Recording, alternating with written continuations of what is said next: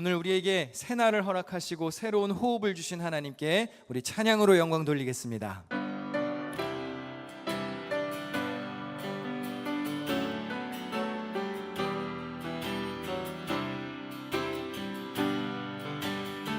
송축해 내 영혼, 송축해 내 영혼, 내 영혼아 거룩한 주 이름.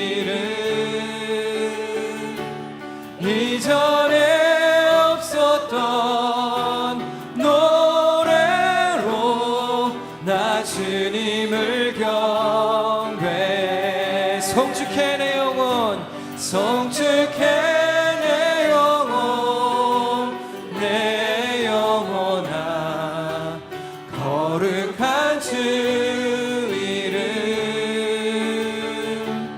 이전에 없었던 노래로 나 주님을 경배해. 해가 뜨는 새 아침 밝았네. 이제 다시 주님 찬양. 환난과 고통 어떤 시련이 다가와도 저녁이 올 때 나는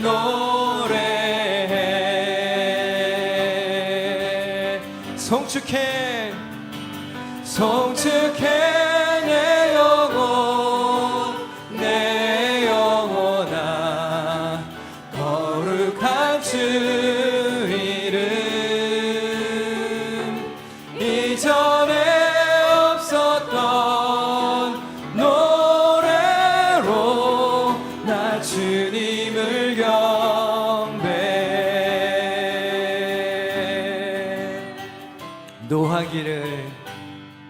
노하기를 더디하시는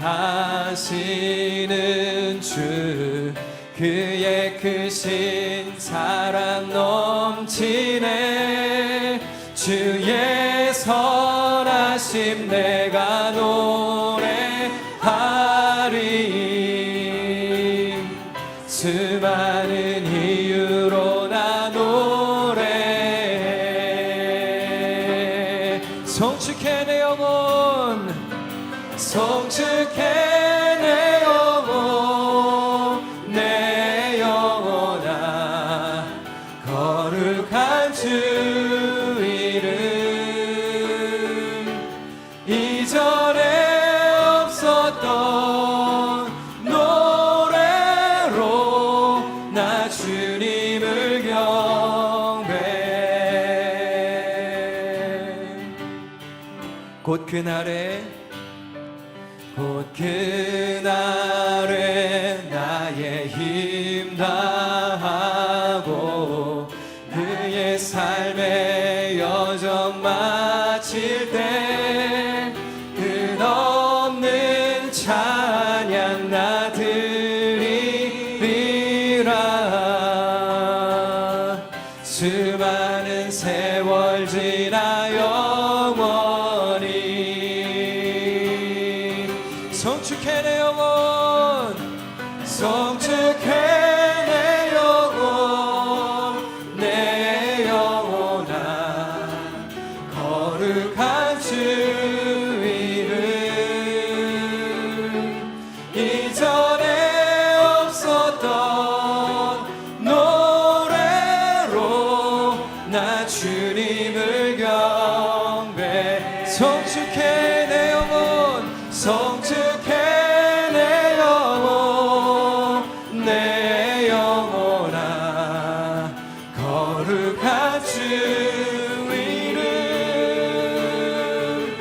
이전에 없었던 노래로 나 주님을 경배. 나 주님을 경배, 나 주님을 경배해. 나 주님을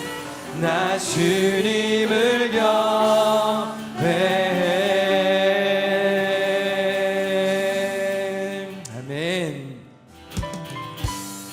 조금만 더 빠르게 한번 찬양해 볼까요? 모두 나와 주 경배하네. 모두 나와 주 경배하네. 허무하신 부르심 따라 우리의 힘과 계획을 내려놓고 주님만 바라보네. 생명 주신 우리와 함께 허물과 죄 고백함으로 주님의 얼굴 전심으로 구할 때 주님 응답하시네. 이곳에서 주님을 예배하네. 여기까지 우리를 인도하셨네. 주의 크신 능력 우릴 붙드셨네. 주님 앞에 나올 때 이곳에서 우리는 예배하네. 행하신 일 다 함께 노래하네. 우리를 돌이키시는 주의 계획 이곳에 세우셨네. 우릴 위해. 우리 처음부터 한 번만 더 찬양해 보실까요? 모두 나와 주 경배하네. 모두 나와 주 경배하네. 인도하신 부르심 따라 우리의 힘과 계획을 내려놓고 주님만 바라보네. 생명 주신 주 우리와 함께 허물과 죄 고백함으로 주님의 얼굴 전심으로 구할 때 주님 응답하시네. 이곳에서 주님을 예배하네. 여기까지 우릴 인도하셨네. 주의 크신 능력 우릴 붙드셨네. 주님 앞에 나올 때 이곳에서 우리는 예배하네. 행하신 일 다 함께 노래하네. 우리를 돌이키시는 주의 계획 이곳에 세우셨네. 우릴 위해.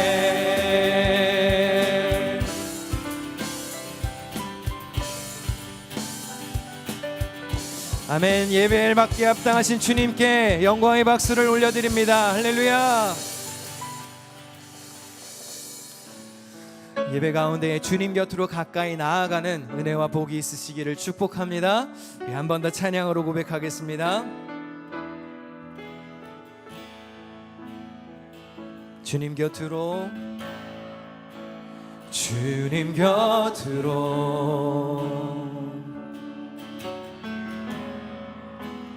날 이끄소서.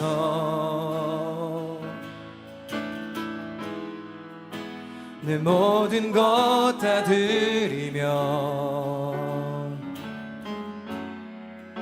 주 음성 듣기 원하네. 나의 참 소망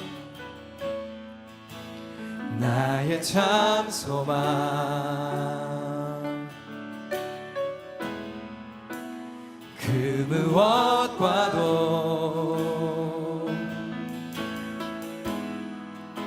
바꿀 수 없는 주 사랑. 그 품 안에 난 길이 주님의 길로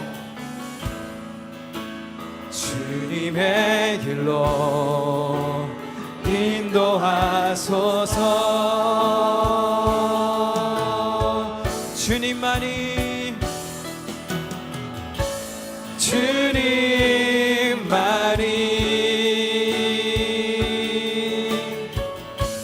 내 모든 것 되시니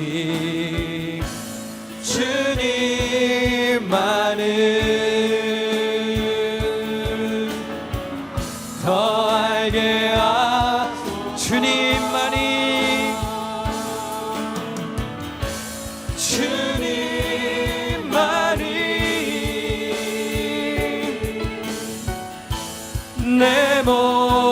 모든 것 되시니 주님만을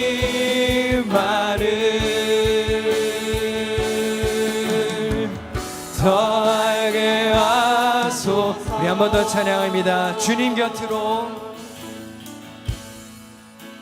주님 곁으로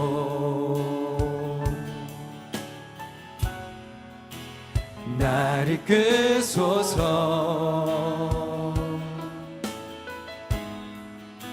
내 모든 것 다 드리며 주 음성 듣기 원하네. 우리의 참 소망이 되시는 주님, 나의 참 소망,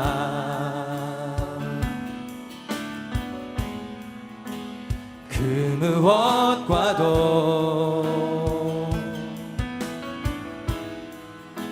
바꿀 수 없는 주 사랑, 그 품 안에 난 길이 주님의 길로, 주님의 길로 인도하소서. 주님만이,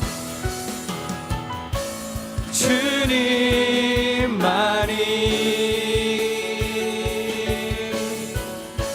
내 모든 것 되시니 주님만을 더 알게 하소서. 주님만이, 주님만이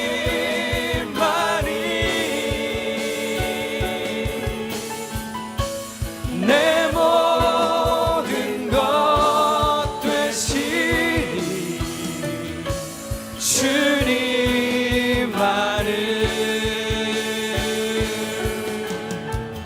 더 알게 우리 마지막으로 한 번 더 고백합니다. 주님만이, 주님만이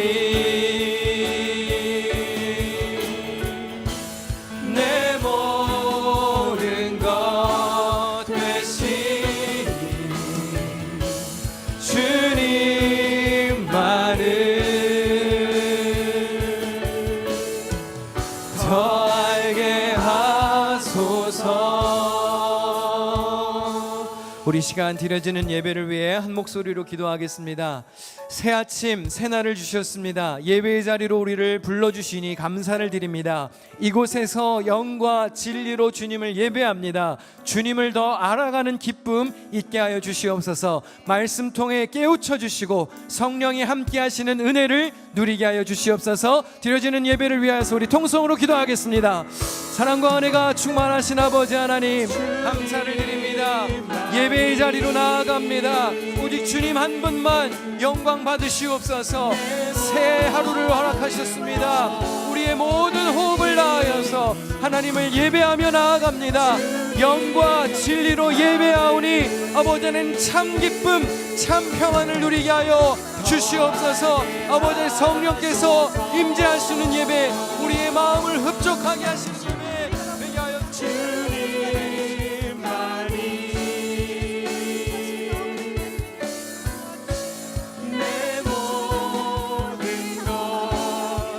주님을 알아가는 시간, 주님의 말씀으로 우리를 채우는 시간이 되기를 원합니다. 함께하여 주시옵소서. 우리의 참 소망과 참 기쁨이 되시는 주님 앞에 우리의 마음을 내려놓습니다. 성령님이 예배 가운데 운행하여 주옵소서. 예배하는 모든 이들의 마음 가운데 성령을 부어 주시옵소서. 하나님의 말씀과 은혜가 가득한 예배 시간이 되게 하여 주옵소서. 아버지 하나님, 어떤 악한 세력도 우리의 예배를 방해하지 못하도록 주님 함께 하시옵소서. 주님만을 알아가는 시간 되게 하여 주실 줄로 믿습니다. 함께 하시는 주님을 믿고 의지하며 예수님의 이름으로 기도합니다. 아멘. 그런즉 내가 하나님의 제단에 나아가 나의 큰 기쁨의 하나님께 이르리이다. 하나님이여, 나의 하나님이여, 내가 수금으로 주를 찬양하리이다. 내 영혼아, 내가 어찌하여 낙심하며 어찌하여 내 속에서 불안해하는가? 너는 하나님께 소망을 두라. 그가 나타나 도우심으로 말미암아 내 하나님을 여전히 찬송하리로다. 아멘. 아멘. 우리 다 자리에서 일어나 찬송가 161장을 부르시겠습니다.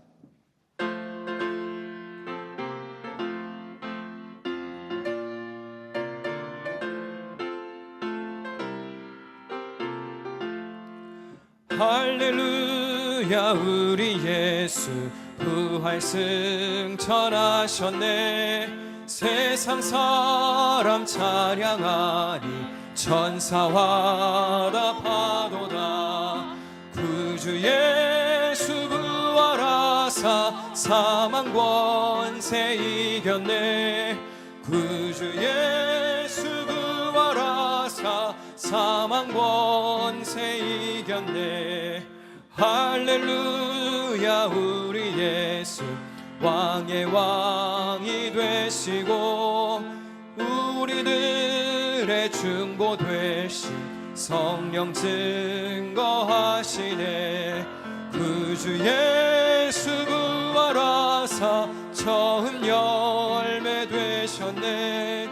구주 예수 부활하사 처음 열매 되셨네.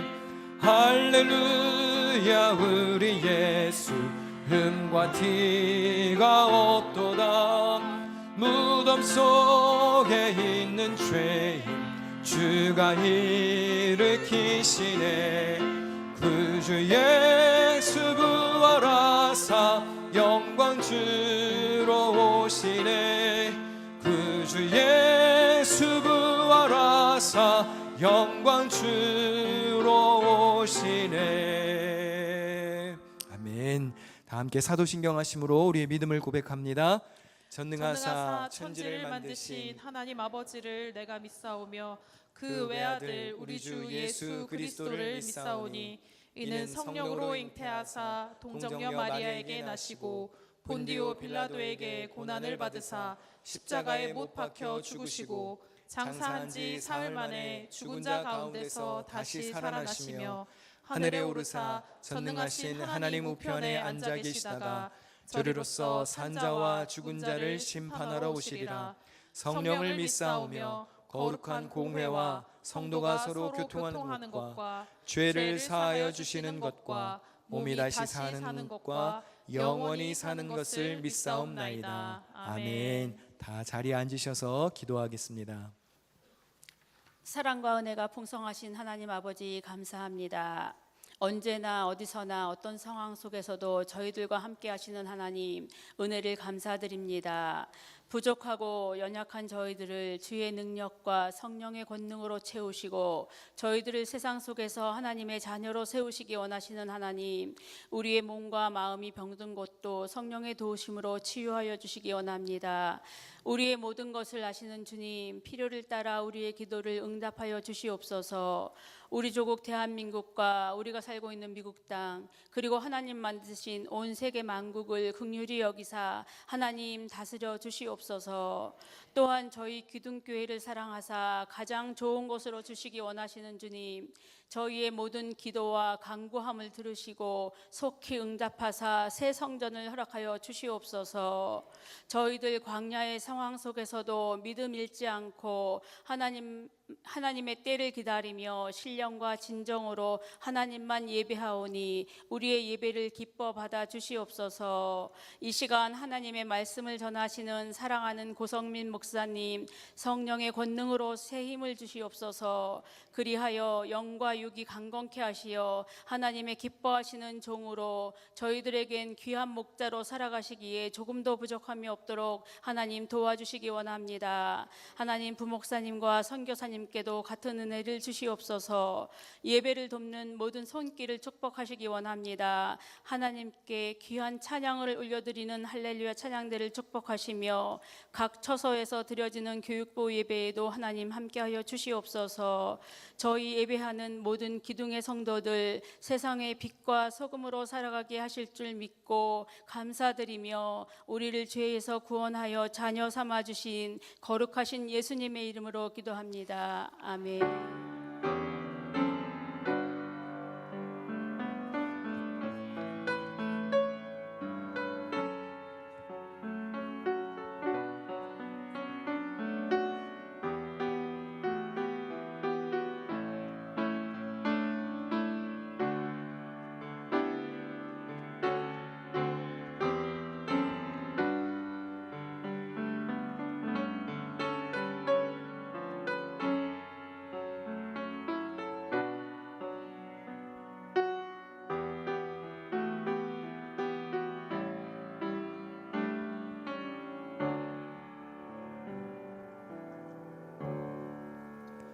할렐루야. 교회 소식을 전하겠습니다. 계속해서 같은 협조 사항을 공지합니다. 뒷정리 모임 후에 잘 해주시고 아래층 지나다니실 때 그 러닝 센터에 학생들이 있을 경우에는 좀 조용히 지나가 주시기를 바라고요. 또 어린 아이들 교회에서 놀 때 안전하게 놀 수 있도록 부모님들이 잘 지도해 주시기를 바랍니다. 차량 운행 필요하신 분들 신청하시고요. 또 신방 아직 신청하지 않으신 분들 꼭 신청하셔서 이번 달 가기 전에 꼭 신방 받으시기 바랍니다. 부 컨퍼런스 참가하기로 신청하신 분들 오늘 2부 예배 후에 간식 먹으며 함께 모이겠습니다. 신천 장로 부부 교육이 6월 7일 토요일 교회에서 저녁 7시에 있겠습니다. 최종 고시는 6월 17일에 보도록 하겠습니다. 2분기 임원회가 6월 13일 금요오십 후에 이 자리에서 있습니다. 6월 속회는 속장 교육을 14일 토요일 저녁 7시에 교회에서 인퍼슨으로 교육하고요. 속회 모임은 6월 22일에 갖도록 하겠습니다. 교육부 여름 행사 안내가 주보에 잘 되어 있습니다. 여러분들 자녀들 꼭 보내주시기를 바랍니다. 전교인 수련회 가기로 지금 준비하고 있는데요. 속회별로 꼭 인원 파악 잘 하셔서 모두가 가실 수 있게 최대한 교회에서 협력하고 도우려고 합니다. 꼭 함께 가서 은혜 받으시면 좋겠습니다. 오늘 음식은 박호진 집사님과 박진아 집사님 가정에서 섬겨주셨습니다. 대단히 감사드리고요. 뒷정리 청소는 구속에서 담당해 주시겠습니다. 혹시 오늘부터 토요일까지 생일 맞으신 분이 있으십니까? 그런 분 있으시면 우리 축복하도록 하겠습니다. 그런 분 계신가요? 내가 오늘부터 토요일까지 생일입니다. 네, 오늘은 안 계신 것 같습니다. 아까 1부 예배 때는 오셨는데 우리 김광희 선교사님 가족분들이 다 이제 뉴욕에 와서 지금 아이들은 예배 들어갔고 우리 사모님도 아마 다른 예배 들어가신 것 같아요. 만나시면 반갑게 인사해 주시고 다음 주일까지 우리와 함께 하시니까요. 꼭 인사 나누시기를 바랍니다. 다른 광고는 주보를 잘 참고하시면 되겠고요. 오늘 우리에게 주시는 하나님의 말씀을 봉독합니다. 민수기 12장 1절에서 10절, 봉독은 1절에서 3절까지를 하겠습니다. 민수기 12장 1절에서 3절까지입니다. 모세가 구스 여자를 취하였더니 그 구스 여자를 취하였으므로 미리암과 아론이 모세를 비방하니라. 그들이 이르되 여호와께서 모세와만 말씀하셨느냐 우리와도 말씀하지 아니하셨느냐 하매 여호와께서 이 말을 들으셨더라. 이 사람 모세는 온유함이 지면의 모든 사람보다 더하더라. 이는 살아계신 하나님의 말씀입니다. 아멘.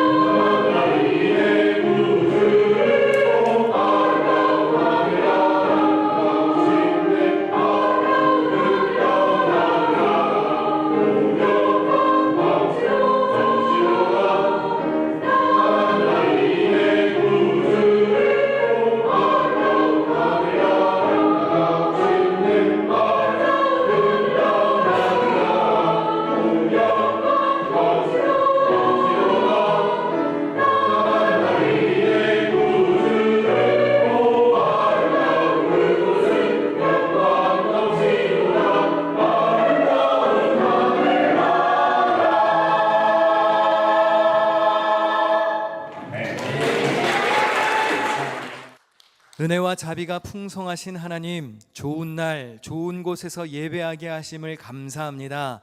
예배로 시작하는 우리의 6월이 즐겁고 화평 가득하기를 기도합니다.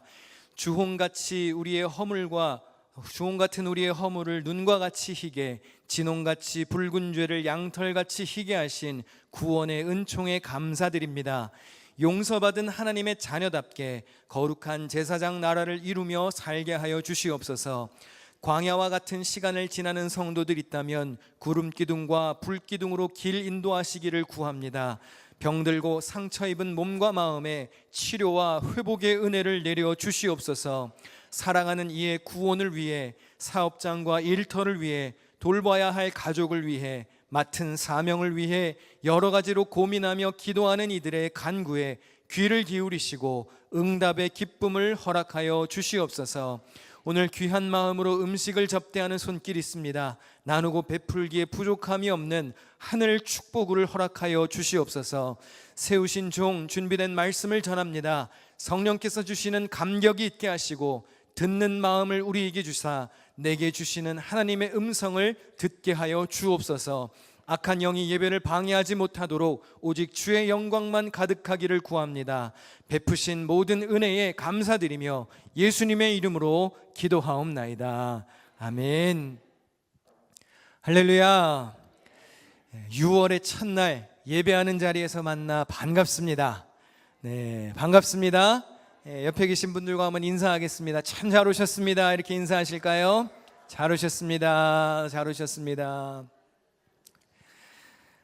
광야교회 13주차, 오늘도 사모하는 마음으로 오신 여러분에게 하나님의 은혜가 가득하시기를 축원합니다. 원래 야유회에서 뵙기로 했는데 비 예보가 있어갖고 취소를 했더니 날씨가 너무 좋네요. 네. 비 예보가 있어서 취소를 했는데 정작 비는 많이 안 온 것 같습니다. 오랜만에 나들이 갈 생각에 한껏 기대하신 분들도 계실 텐데 죄송합니다. 더 좋은 기회가 있으리라고 기대해 보고요. 교회에 모였으니 감사하죠? 네, 기쁨과 감사함으로 예배하시기를 바랍니다. 그 사람 모세라는 책을 기초로 모세 시리즈 말씀을 전하고 있습니다. 이제 오늘을 포함해서 시리즈가 3번 남았습니다. 15번째 시간인 오늘은 겸손에 관한 말씀을 전하겠습니다. 지난주 모세가 어떻게 사명을 감당했는지 히브리서 11장에서 살펴보았는데요. 히브리서 11장 27절을 같이 읽어보겠습니다. 시작. 믿음으로 애굽을 떠나 왕의 노함을 무서워하지 아니하고 곧 보이지 아니하는 자를 보는 것 같이 하여 참았으며, 보이지 않는 하나님을 보는 것 같이 하여 출애굽과 광야의 여정을 견뎌냈다고 했습니다. 사도 바울도 이와 비슷한 고백을 하는데요. 우리는 언제나 마음이 든든합니다. 우리가 육체의 몸을 입고 살고 있는 동안에는 주님에게서 떠나 살고 있음을 압니다.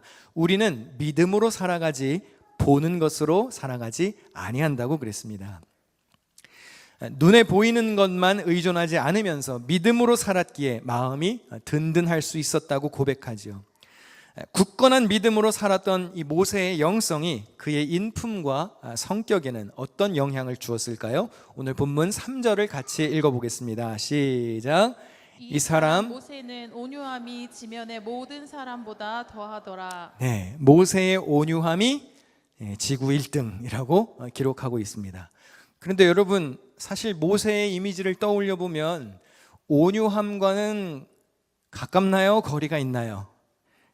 좀 거리가 있다고 느껴질 수 있습니다. 특별히 지난주에도 살펴보았지만 십계명 받으러 모세가 시내산에 올라갔을 때 백성들이 금송아지를 만들어서 우상 숭배에 빠져 있었죠. 그때 모세가 어떻게 했었죠?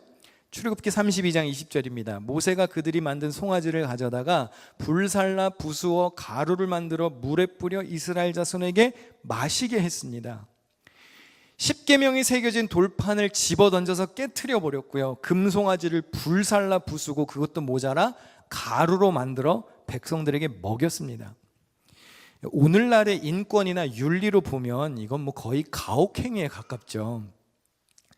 이런 걸 고려하여 보면 모세는 온유함보다는 피도 눈물도 없는 잔인한 지도자라는 생각이 듭니다. 하지만 모세가 백성 위에서 굴림만 하고 심판만 하고 꾸짖는 역할만 했던 것은 아닙니다. 대부분 모세가 이렇게 엄격한 조치를 취한 것은 하나님의 명령에 순종했던 결과였습니다.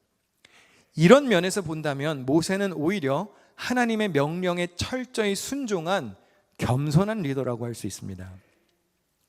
하나님과 백성 사이의 중재자 역할에 충실하면서 시종일관 그는 하나님의 말씀을 따랐습니다. 그러니까 모세가 온유했다는 말씀은 이런 관점에서 풀이할 수 있는 것이죠. 방금 우리가 읽었던 9절에서 온유함에 해당하는 히브리어 원문의 단어가 아나브입니다.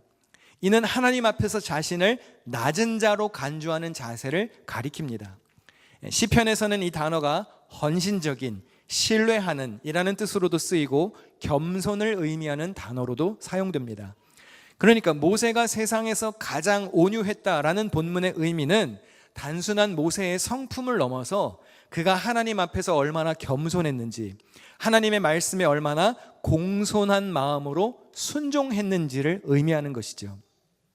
참으라 하시면 참고, 가라 하시면 가고, 멈추라 하시면 멈추고, 무거운 심판을 지시하셔도 아무 말 없이 그대로 이행하는 자세를 말하는 것입니다.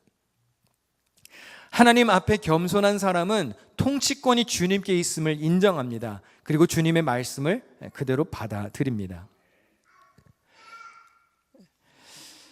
헤럴드 쿠시너라고 하는 랍비가 겸손을 이렇게 정의하기도 합니다. 겸손은 당신이 하나님이 아니라는 사실을 인정하는 것이다. 세상을 움직이는 것이 당신의 업무도 아니고 책임도 아님을 인정하는 것이다. 세상을 구원하고 혹은 심판하는 것 오직 하나님의 주권에 달려있는 일입니다. 피조물인 우리가 할 일은 다스리시는 하나님을 믿고 그의 뜻을 따르는 일입니다. 여러분 혹시 메시아 컴플렉스라는 말을 들어보셨나요? 혼란이 가득한 세상에서 이것을 바로잡을 수 있는 구원자가 자기 자신뿐이라고 착각하는 생각입니다. 다시 말하면 야, 이건 나 아니면 안 돼 라는 생각을 가진 것이죠. 모든 일이 내 손을 거쳐가야 한다라고 생각하는 이들이 있습니다. 이런 태도는 내가 꼭 해결해야 일이 된다라는 교만에서 비롯됩니다. 마치 내가 하나님처럼 사사건건 다 나서서 일을 해결하고 구원해야 한다는 착각에서부터 비롯되는 생각이죠. 그러나 오늘 설교의 제목처럼 여러분, 우리는 하나님이 아니라는 것을 기억해야 합니다. 우리가 세상 만사를 다 해결할 수 없습니다. 다 알 수도 없고요. 다 알 필요도 없습니다. 우리 힘으로는 불가능한 것이 많다는 것을 인정해야 합니다. 온유하고 겸손한 사람은 어떤 사람이냐? 내 힘으로 되지 않는다는 것을 고백하고 주님께 전적으로 의지하는 사람을 말합니다. 그때에 주님이 나서서 일하심을 경험하게 됩니다. 예수님이 팔복을 선언하실 때에도 온유함에 대한 말씀을 언급하시는데요. 마태복음 5장 5절에 보니까 온유한 자는 복이 있나니 그들이 땅을 기업으로 받는다고 했습니다. 온유한 자가 땅을 받는다. 이 말씀은 무슨 의미일까요? 착하면 부동산을 많이 얻을 수 있다는 뜻일까요? 그렇다면 여기 계신 여러분들이 뉴욕의 모든 좋은 땅과 집은 다 소유하고 계셔야 정상이죠? 네, 아멘을 못 하시는 거 보니까 온유한 사람이 한 사람도 없는 것으로. 이 세상은 자기 권리를 포기하는 온유한 사람이 땅을 소유하기가 어렵습니다. 없는 권리라도 부정하게 만들어내야 땅을 소유할 수 있는 것이 세상의 법칙입니다. 그러니까 우리가 땅이 없는 거잖아요. 그러나 하늘나라에서는 자기 권리를 포기하는 온유한 자만이 땅을 갖는다고 예수님이 선언하십니다. 그러므로 땅은 현세적인 토지를 의미하지 않습니다. 온유한 사람에게 약속된 땅이란 없어질 이 땅의 땅을 말하지 않습니다. 영원히 없어지지 않을 새 땅, 곧 천국을 의미하는 것이죠. 온유하고 겸손한 자들이 현실 세계에서는 어떻지요? 권력자들에게 짓밟힙니다. 이리 치이고 저리 치입니다. 훗날 결국 하나님께서는 이 모든 것을 다 바로잡아 주셔서 하나님 나라의 땅을 차지하게 된다는 믿음을 고백한 말씀이에요. 결국 온유한 사람은 하나님이 다스리신다는 것에 대한 철저한 신뢰와 믿음을 가진 사람들을 의미합니다. 제가 성도들을 가정의 신방하면 항상 첫 번째 가정 신방에서 전하는 말씀이 있고, 사업장 신방을 가면 기업 신방에서 꼭 첫 번째로 하는 말씀이 있습니다. 신방을 신청하라고 그렇게 광고를 했는데 아직도 안 받으신 분들이 많아서 그냥 제가 대놓고 공개를 하는데요. 첫 번째 기업 신방에서는 이삭에 대한 말씀을 전합니다. 제가 가면 이삭에 대한 말씀을 전할 거예요. 네, 신청을 하세요. 사업장으로 불러주세요. 제가 갑니다. 네. 이삭은 흉년 중에도 100배의 소출을 거둡니다. 그런데 그를 시기했던 사람들 때문에 이리 치이고 저리 치여서 자기가 판 우물조차 뺏깁니다. 그리고 쫓겨나죠. 이삭은 온유한 사람이었습니다. 다투지 않았습니다. 그런데 현실 세계에서는 땅을 뺏겼습니다. 그런데 이삭의 축복은 쫓겨나서 밀려난 다른 곳에서도 우물을 팔 때마다 샘이 터졌다는 거예요. 뺏기면 또 쫓겨나고 다시 우물을 파고, 뺏기면 또 쫓겨나서 딴 데 가서 또 우물을 파면 가는 곳마다 샘이 터졌습니다. 온유하고 겸손한 사람은 다투지 않아요. 그리고 다투지 않는 온유한 자에게는 하나님이 샘이 터지는 은혜를 주시는 겁니다. 우리가 바보라서 이렇게 온유하게 살아야 하는 것인가요? 아니죠. 부드럽고 따뜻하고 친절하게 양보하고 기꺼이 희생할 수 있는 이유가 무엇입니까? 이 세상을 통치하시는 분이 하나님이라는 믿음이 있기 때문입니다. 불의하고 잘못하는 사람들이 있으면 그 잘못을 나중에 하나님이 바로 잡으신다는 믿음이 있기 때문에 때로는 억울하고 분통 터지는 일이 있어도 내가 안갚음하지 않는 거예요. 내 분노로 응징하지 않는 겁니다. 오히려 평정심을 유지하고 이렇게 할 수 있는 것이죠. 시편 37편에 보니까 악을 행하는 자들 때문에 불평하지 말며 불의를 행하는 자들을 시기하지 말지어다. 그들은 풀과 같이 속히 배임을 당할 것이며 푸른 채소같이 쇠잔할 것임이로다. 여러분, 이 사실을 믿으시나요? 악한 자들은 하나님이 그들의 세력을 굽히신다는 사실을 믿으십니까? 그럼 믿음이 있는 사람은 3절을 할 수 있습니다. 3절은 같이 읽겠습니다. 여호와를 의뢰하고 선을 행하라. 땅에 머무는 동안 그의 성실을 먹을거리로 삼을지어라. 아멘. 예, 모세가 온유했다라는 기록은 이런 점을 염두에 둔 것이죠. 사실 모세가 광야에서 그의 온유함을 지키기란 쉽지 않았습니다. 왜 그랬죠? 백성들의 원망이 계속 반복되었기 때문입니다. 출애굽해서 홍해를 건널 때쯤 백성들의 원망이 시작되는데요. 그들은 모세를 원망하며 말하였다. 이집트에는 묘자리가 없어서 우리를 이 광야에다 끌어내어 죽이려는 것입니까? 우리를 이집트에서 끌어내어 여기서 이런 일을 당하게 하다니 왜 우리를 이렇게 만드십니까? 이집트에 있을 때 우리가 이미 당신에게 말하지 않았습니까? 광야에 나가서 죽는 것보다 이집트 사람을 섬기는 것이 더 나으니 우리가 이집트 사람을 섬기게 그대로 내버려 두라고 하지 않았습니까? 이게 40년 동안 반복됐어요. 머물면 머문다고 아우성, 이동하면 왜 굳이 힘들게 가냐고 난리. 모세도 아마 감정적으로 견디기 힘들었을 겁니다. 사실 모세가 처음부터 온유한 사람은 아니었죠. 한때 혈기 있는 사람이었습니다. 이 시리즈 말씀의 초반을 기억하시나요? 동족을 괴롭히는 이집트 사람을 어떻게 했었습니까? 네, 죽일 만큼 욱하는 한방이 있는 사람입니다. 싫은 소리 들으면 모세도 덩달아 같이 화내고 그냥 까부질 말라고 말하면 모세도 속 편하겠죠. 그러나 모세가 이 출애굽 시점에서 원망하는 백성들에게 했던 말을 우리는 되새겨야 합니다. 출애굽기 14장 13에서 14절입니다. 모세가 백성에게 대답하였다. 두려워하지 마십시오. 당신들은 가만히 서서 주님께서 오늘 당신들을 어떻게 구원하시는지 지켜보기만 하십시오. 당신들이 오늘 보는 이 이집트 사람을 다시는 볼 수 없을 것입니다. 주님께서 당신들을 구하여 주시려고 싸우실 것이니 당신들은 진정하십시오. 모세가 달라진 점이 바로 이겁니다. 모세가 무엇을 보았습니까? 초강대국이었던 이집트를 주무르시는 하나님의 능력을 보았습니다. 이집트와 바로를 꼼짝 못하게 하시는 전능하신 하나님의 능력을 보고 하나님을 신뢰하게 되었습니다. 그래서 항변하는 백성들에게 맞서기보다 그들을 위로하고 진정시킬 수 있었던 거예요. 잠깐만 여러분, 지금 이럴 때가 아닙니다. 지금 여기서 불평할 때가 아닙니다. 능하신 하나님이 바로잡아 주실 것이니, 함께 하실 것이니, 우리를 위하여 싸우실 것이니 진정하라. 무엇이 더 중요한지를 볼 수 있었던 거예요. 광야에서 백성들이 어떻게 했습니까? 어려움을 겪을 때마다 모세를 탓했습니다. 때로는 죽일 듯이 덤비기도 했습니다. 여러분, 어느 단체나 마찬가지겠지만 좋을 때는 마냥 좋죠.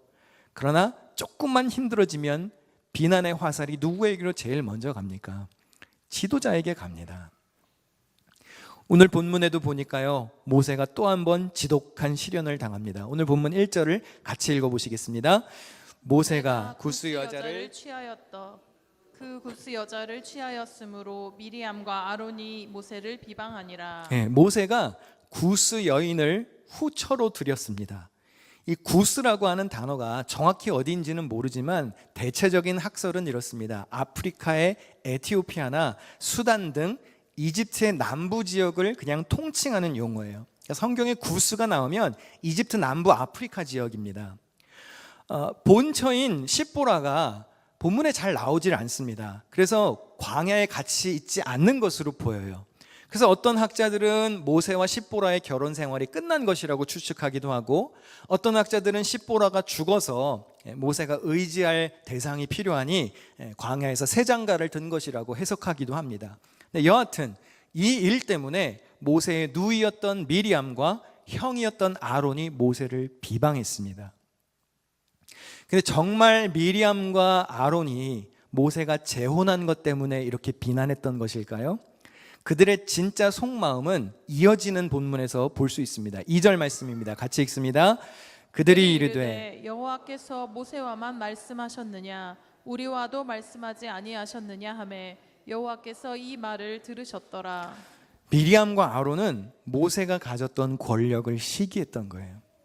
그래서 반역한 겁니다. 그냥 꼬투리 하나 잡힐 것을 기다리고 있었던 거죠. 모세의 마음이 어땠을까요? 다른 사람도 아닌 미리암과 아론입니다. 가장 가까운 사람들이죠. 아마 마음이 찢어질 듯 아팠을 겁니다. 적어도 그들은 그래서는 안 되는 거예요.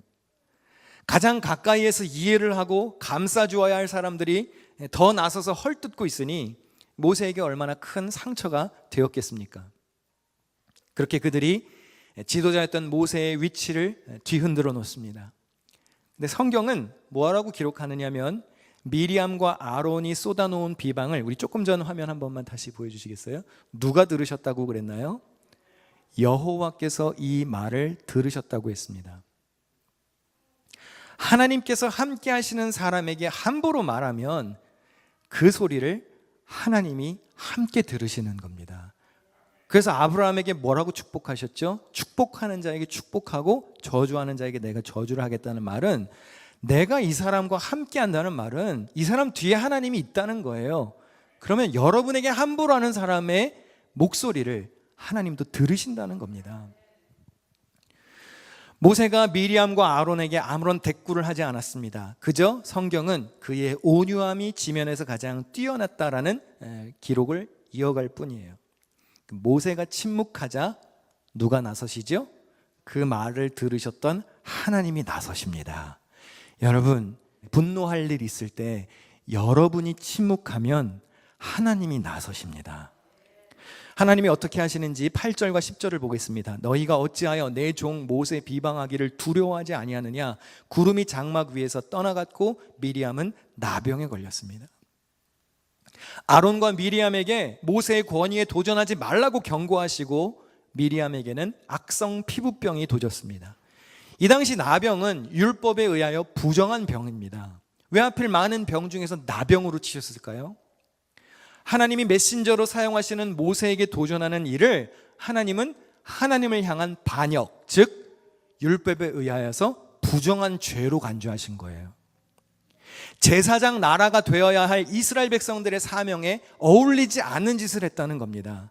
그래서 이것을 신앙의 질서를 훼손하는 무서운 죄로 보시고 그 많은 심판 중에서도 부정한 나병으로 치셨습니다. 그럼 여러분, 이제 오늘 설교의 핵심이 주의 종에게 대들지 마세요, 여러분. 목사한테 까불면 불치병 걸립니다. 저주받습니다. 제가 이 말씀 드리려고 그런 걸까요? 불필요한 오해는 하지 마시기를 바랍니다. 여러분 잘 들으셔야 합니다. 지도자에게 뿐만 아니라 누구에게든지 함부로 하면 안 됩니다. 누구에게든지 함부로 하시면 안 돼요. 무례하면 안 됩니다. 고린도전서 13장의 사랑을 이렇게 설명합니다. 사랑은 무례히 행치 아니하며 자기의 유익을 구하지 아니하며 성내지 아니하며 악한 것을 생각하지 않는다고 그랬어요. 무례한 건 사랑이 아닙니다. 자기 유익을 구하는 거, 다시 말해서 자기 멋대로 하는 거, 그것도 사랑이 아닙니다. 성내지 아니한다 그랬습니다. 툭하면 성질 부리는 사람, 그건 사랑이 없는 겁니다. 질서를 어지럽히는 것도 바른 일이 아닙니다. 고린도전서 14장 33절에 하나님은 무질서의 하나님이 아니시오 오직 화평의 하나님이라고 했습니다. 오늘 설교의 키워드가 겸손입니다. 겸손. 이 겸손을 사전에서 찾아보니까 이렇게 정의합니다. 겸손은 남을 존중하고 자기를 내세우지 않는 태도를 가리킵니다. 남을 존중하고 자기를 내세우지 않는 태도. 2025년 우리 교회의 주제가 무엇이죠? 존중하자 그랬습니다. 존중. 하나님을 존중하고 이웃을 존중하자고 그랬습니다. 그러면 어떤 사람들이 하나님을 존중하고 타인을 존중할 수 있을까요? 겸손한 사람이 할 수 있는 겁니다. 빌립보서 2장 3절 말씀을 같이 읽어보겠습니다. 시작. 아무 일에든지 다툼이나 허영으로 하지 말고 오직 겸손한 마음으로 각각 자기보다 남을 낮게 여기고. 자기보다 남을 낮게 말고 낮게 여겨야 합니다. 나보다 남을 낮게 여겨야 존중할 수 있는 거예요. 하나님이 나보다 위대하시다라고 인정을 해야 하나님의 뜻에 순종을 할 수가 있죠. 다른 이들을 존중해야 그들의 말에 귀를 기울일 수가 있는 겁니다. 여러분 개그맨 신동엽 씨 혹시 아시나요? 예전에 저희랑 같은 아파트에 살아가지고 어렸을 때 몇 번 봤는데요. 동생이랑 같이 살았을 때는 저한테는 그때 제가 청소년이었는데 제가 인사하면 안 받아요. 동생 그때 어렸으니까 동생이 안녕하세요 그러면은 동생한테는 막 예쁘다고 해주고, 그분은 4층에 살고 저희는 8층에 살았는데 주로 사람이 엘리베이터 앞에 오면은 본인은 걸어 올라가더라고요. 그러니까 마주치기 싫으니까. 제 그때의 느낌은 역시 연예인이구나 그냥 그런 생각이 들었는데, 그분도 이제 나이가 많이 드셨죠. 그래서 방송에서 최근에 하는 말을 들었어요. 자기는 나이가 들면서 다른 사람들에게 그렇게 함부로 하지 않으려고 노력한대요. 특별히 화를 내지 않으려고 많이 노력한답니다. 화를 내면 달라지는 게 아무것도 없더래요. 그리고 자기만 더 손해더랍니다. 분명히 잘못은 상대방이 했어요. 근데 내가 화를 내면 나는 화를 냈으니까 그걸로 끝. 상대방은 내 화를 들었으니까 마음 상하고 끝. 달라지는 건 없다는 거예요. 정작 그 화난 이유를 가지고 서로 타협하고 얘기하는 게 아니라 나는 화내서 끝, 그 사람은 상처받아서 끝. 그걸로 서로 퉁친다는 거예요. 그래서 자기는 달라지는 게 없어서 그 다음부터 화내지 않는답니다. 감정적으로 대하거나 언성을 높이지 않는다고 그래요. 여러분 뉴욕에 살다 보면 운전하다가 욕할 일이 많습니까? 하나도 없습니까? 네. 지금도 오시다가 욕하셨죠? 교회 오시다가 노던에서 욕할 일이 많지 않나요? 경적 울리고 험한 말하고 막 창문 내려서 가운데 손가락 막 쳐다 이러려고 하는 마음들이 많이 일어나시죠? 그런데 여러분 생각해 보시면 누가 확 하고 끼어들고 이상하게 운전해가지고 내가 큰 소리 내고 막 욕하고 그러면 그 욕은 누가 듣나요? 정작 욕은 잘못한 그 사람이 못 들어요. 누가 듣습니까? 나와 내가 같이 차 타고 있는 아무런 잘못이 없는 내 가족들이 욕을 들어요. 그리고 분위기가 험악해집니다. 다시 말하면 잘못한 상대방에게는 아무런 데미지가 없어요. 데미지는 승질 부리는 나와 그 차에 같이 타 있는 네 사람들이 마음 상하는 거예요. 지난주 말씀을 기억하시나요? 영성은 얼굴빛에서 드러나는 겁니다. 훌륭한 영성을 가진 사람들은 미간을 찌푸리지 않아요. 온화한 미소를 지을 수 있어야 하는 겁니다. 근데 뭐 저도 잘 되지 않기 때문에 괄호하고 저에게 하는 설교 이렇게 써놨어요. 저도 똑같은 거죠. 여러분, 뉴욕 살다 보면 치열하게 살아야 되다 보니까 미간 찌푸릴 일이 많잖아요. 저도 원래 여기 미간에 주름이 없었어요. 근데 어느 날 거울을 보니까 여기가 이렇게 폭 패였더라고요. 영성이 얼굴에서 드러나야 되는데, 온화한 미소가 드러날 수 있기를 바랍니다. 이왕이면 예수 그리스도의 마음을 품으시기를 축원합니다. 우리 빌립보서 2장에 있는 말씀 다 같이 읽으시는 동안 찬양 준비하겠는데요. 한 목소리로 읽겠습니다. 시작.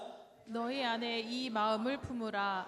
곧 예수 마음이니 그는 근본 하나님의 본체시나 하나님과 동등됨을 취할 것으로 여기지 아니하시고 오히려 자기를 비워 종의 형체를 가지사 사람들과 같이 되셨고 사람의 모양으로 나타나사 자기를 낮추시고 죽기까지 복종하셨으니 곧 십자가에 죽으심이라. 아멘. 예수님은 하나님의 아들이셨죠. 그런데 자기에게 주어진 신분, 권세, 능력 이런 것을 누리는 걸 당연하게 생각하지 않으셨습니다. 오히려 자기를 비우고 낮추고 섬기고 희생하셨습니다. 그것이 겸손이고 온유입니다. 우리는 예수 안에 거할 때 참 평안과 쉼을 얻습니다. 우리 마태복음 11장 말씀도 같이 읽어보실까요? 시작. 수고하고 무거운 짐진 자들아 다 내게로 오라. 내가 너희를 쉬게 하리라. 난 마음이 온유하고 겸손하니 나의 멍에를 메고 내게 배우라. 그리하면 너희 마음이 쉼을 얻으리니. 구약에서는 모세가 그의 온유함이 온 지면에 가장 뛰어났다 그랬고, 신약에서는 예수님이 나는 마음이 온유하고 겸손하니 내게 와서 배우라고 말씀하십니다. 골로새서 3장 12절에 보니까 그러므로 너희는 하나님이 택하사 거룩하고 사랑받는 자처럼 긍휼과 자비와 겸손과 온유와 오래 참음을 옷 입으라고 했습니다. 또 잠언 3장 34절에 보니까 진실로 끄는 거만한 자를 비웃으시며 겸손한 자에게 은혜를 베푸신다고 했습니다. 할렐루야. 여러분, 겸손한 자에게 하나님이 은혜 베푸십니다. 거룩하고 사랑받는 자처럼 겸손과 온유로 옷 입으시기를 바랍니다. 그리하여서 하나님보다 앞서지 않고 겸손하게 주의 말씀을 기다릴 줄 아는 그런 은혜의 주인공이 되시기를 주님의 이름으로 축원합니다. 우리 함께 들은 말씀 기억하시며 오늘 이곳에 계신 성령님 찬양하시는 동안 준비한 예물 봉헌하겠습니다.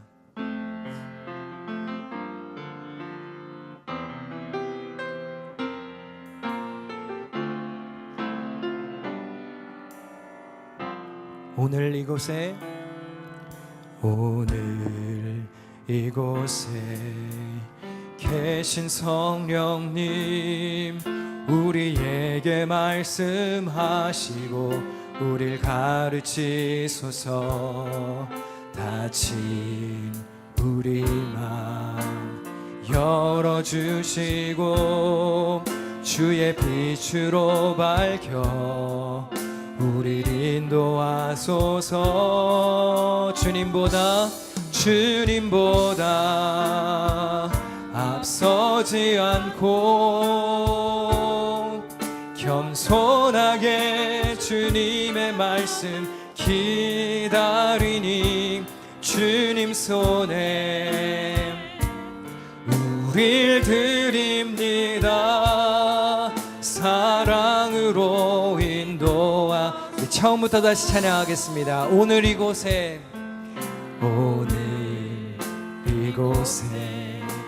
계신 성령님 우리에게 말씀하시고 우릴 가르치소서. 닫힌 우리 마음 열어주시고 주의 빛으로 밝혀 우릴 인도하소서. 우리 다 일어나서 찬양합니다. 주님보다 앞서지 않고 겸손하게 주님의 말씀 기다리니 주님 손에 우릴 우릴 드립니다. 사랑으로인 주님보다 앞서지 않고 주님보다 앞서지 않고 겸손하게 주님의 말씀 기다리니 주님 손에 우릴 드립니다. 사랑으로 인도하소서. 사랑과 은혜가 충만하신 아버지 하나님, 예배할 수 있게 하시니 감사를 드립니다. 우리의 정성을 모아 주님 앞에 예물을 봉헌합니다. 수고하여 얻은 것입니다. 구별하였습니다. 때로는 이 재물을 얻기 위하여 원치 않는 모욕을 당해야 했고 힘들고 어려운 일을 감당해야 했습니다. 그러나 보물을 하늘에 쌓는 마음으로 주님 앞에 내려놓습니다. 정성으로 준비한 다양한 예물을 주님이 받으시고 하나님의 뜻이 있는 곳에 사용되게 하여 주시옵소서. 예물을 봉헌한 성도들의 손을 하나님의 손으로 붙들어 주시옵소서. 저 손으로 세상에서 하는 일들이 복되고 거룩하고 아름다운 일이 되게 하여 주옵소서. 먹고 사는 문제 때문에 죄와 손잡지 않게 하시고 순간의 유혹 때문에 믿음 저버리지 않게 하여 주시옵소서. 이 시간 주를 경외하는 마음으로 몸을 일으켰습니다. 강건하게 하여 주시기를 기도합니다. 특별히 치료 중인 환자들을 긍휼히 여기시고 이겨낼 새 힘을 허락하여 주시옵소서. 이제는 우리 구주 예수 그리스도의 은혜와 하나님 아버지의 크신 사랑과 가르치시고 생각나게 하시는 성령님의 교제가 예배드리고 돌아가는 모든 성도들의 가정과 일터와 저들의 삶의 현장에 함께 계시기를 간절히 축원하옵나이다. 아멘. 주님께 하여 주시옵소서.